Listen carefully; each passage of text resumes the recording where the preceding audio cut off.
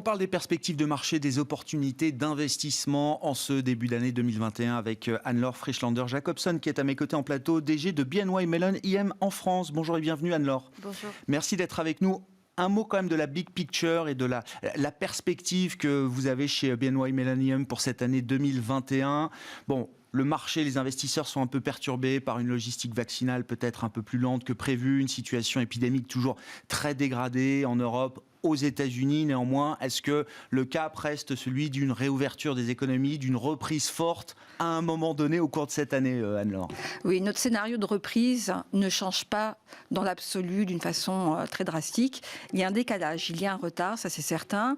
On s'attendait à des trous d'air, ils sont là. La réalité, c'est qu'aujourd'hui, il y a suffisamment d'éléments pour rester positif. Le premier, c'est des plans de relance massifs.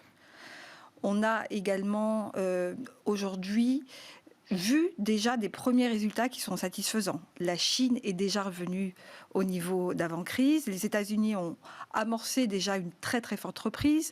Et bon, on est au niveau de l'Europe encore un peu à la traîne. Ce qui nous met un petit peu vraiment aujourd'hui, l'inquiétude, elle est sur la possibilité que ces variants anglais et ces nouveaux confinements retardent drastiquement. Le cas que le vaccin serait inefficace serait effectivement là le véritable danger qui remettrait le scénario central finalement comme étant un scénario qui reviendrait vers un ralentissement de l'économie, mais c'est aujourd'hui pas notre scénario. Ouais. Donc on est plutôt favorable à cette reprise. Ce qui va vraiment, ce qu'on regarde de près, c'est cette épargne massif aujourd'hui disponible qui demande finalement à être réintégrée dans l'économie. Il y a toutes les ressources pour un rebond fort. On a toutes les ressources le moment venu. On a toutes les ressources pour un rebond fort.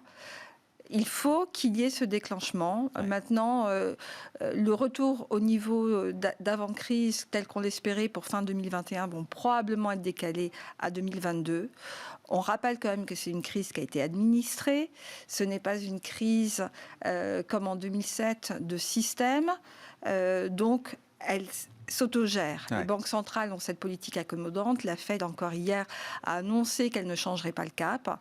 Donc, en l'absence soit de reprise de l'inflation très forte aux États-Unis qui changerait les modifications des politiques monétaires, ou finalement d'une inefficacité du vaccin, il n'y a pas de raison de changement. De remettre en cause ce scénario de reprise. Exactement. Ouais. L'autre point clé quand même de ce début d'année, c'est l'administration Biden qui s'installe, qui se met en place.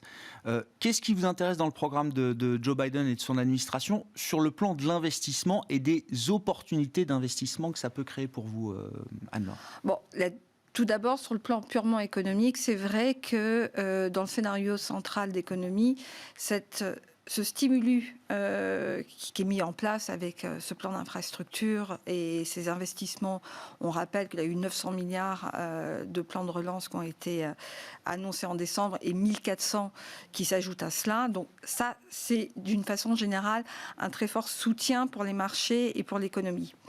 L'autre chose qui est beaucoup plus niche et beaucoup plus, je dirais, subtile, c'est la partie ESG et le changement climatique.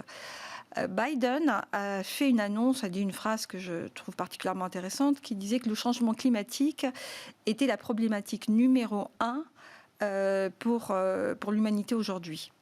Donc on peut s'attendre à ce qu'il y ait une restructuration et des changements très forts qui vont accélérer l'investissement ESG.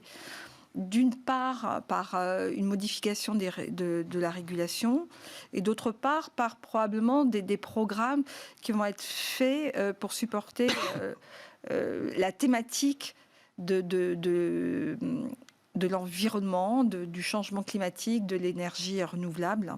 On a déjà des premières décisions très fortes. Réintégration des accords de Paris, ça c'était le préambule, on va dire, le prérequis pour Joe Biden. On voit des décisions de moratoire sur des forages d'hydrocarbures, alors sur les terres et les eaux fédérales évidemment. Le blocage du projet de pipeline Keystone également. Tout ça va dans le sens effectivement de favoriser à l'inverse des hydrocarbures, les énergies renouvelables. Il y a un certain nombre d'annonces qui sont en train d'être mises en place. Moi, là, on a quelques-unes que je trouve particulièrement intéressantes qui sont liées à la régulation notamment des fonds de pension, les fonds de pension ERISA. Aujourd'hui, il faut savoir que c'est quand même 30 trillions de dollars que représentent ces fonds de pension. D'accord. 30 000 milliards de dollars. 30 000 milliards de dollars. L'année dernière, le département du travail avait finalement figé la capacité d'investissement dans l'ESG en finalement mettant une règle qu'il fallait qu'il y ait des critères uniquement financiers, le côté pécuniaire, pour pouvoir regarder le choix d'investissement. Il y a eu une forme de lobby auquel beaucoup de groupes ont fait partie. Et là, une des premières annonces de Biden, c'est de revoir cette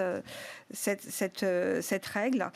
Il faut savoir que si on a ces 30 000 milliards de dollars qui peuvent d'un seul coup intégrer de l'ESG, vous imaginez un peu l'impact que ça peut avoir sur certaines valeurs qui sont les mieux notées en ESG. Si ces fonds mettent en équivalence leurs critères financiers avec des critères extra-financiers demain, ça veut dire que c'est 30 000 milliards qui peuvent s'investir différemment. Alors aujourd'hui, exactement. Aujourd'hui, on a à peu près un tiers des investissements aux États-Unis qui sont investis en ESG. C'est beaucoup plus en Europe.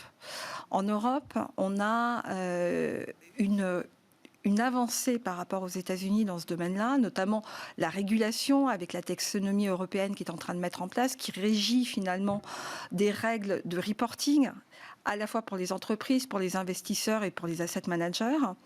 Ces règles-là, si on les transpose maintenant au niveau de l'économie américaine, vont accélérer ce phénomène d'une façon très forte. Que ce soit au niveau de l'asset management, puisqu'il y a effectivement, on le reconnaît, on l'avoue sans problème, un décalage entre les avancées des asset managers américains par rapport en Europe sur les départements, sur le critère ESG. Là, on va avoir un rattrapage qui va s'accélérer, même si c'est déjà en route. On pourrait voir déjà une avancée très forte dans la mise en place de critères ESG de la part de cette industrie-là. Et puis, toute la thématique, vous le disiez tout à l'heure, sur l'investissement dans l'énergie renouvelable. Il y a un plan d'infrastructure qui est en train d'être mis en place. Il y a 2 trillions qui vont être investis pour l'énergie renouvelable, avec ce pilote à hydrogène qui va révolutionner quelque part le secteur des utilities. Ce qui est intéressant, c'est de rappeler quand même que le secteur de l'énergie, aujourd'hui, est le principal secteur aux États-Unis, ce qui peut expliquer aussi un petit peu un lobby à la base. Oui, il y a une forme de résistance. Oui. Voilà, anti-ESG, résistance au changement climatique. Mais cette transformation qui peut s'opérer au sein de ce secteur en intégrant donc cette énergie renouvelable va pouvoir modifier. C'est un secteur qui va devoir faire aussi sa révolution. Juste, si les États-Unis se mettent à rattraper leur retard en matière d'intégration ESG, qu'est-ce que ça veut dire? Qu'est-ce que ça va avoir comme conséquence sur le marché? Ça veut dire un marché qui va être... une partie du marché qui ne sera plus investissable pour la majorité des investisseurs dans le monde demain. Ça veut dire, à l'inverse, les valeurs les mieux disantes du point de vue ESG qui vont être surinvesties peut-être par certains investisseurs.